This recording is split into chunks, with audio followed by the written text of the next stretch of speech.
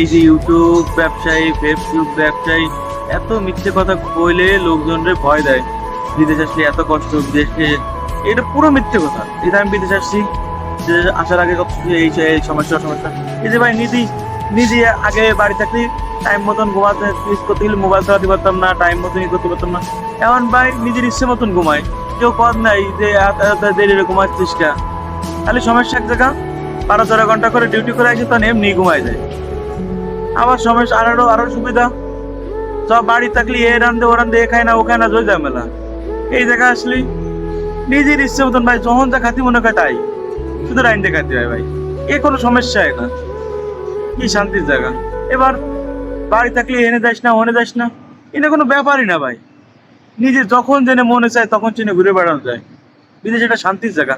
আবার মাস গেলে টাকা, যখন যেখানে ঘুরে বেড়াবেন খালি কাজ বেরোই তো ভাই, আপনি কোনো জাতিই মনে চাবে না আপনার।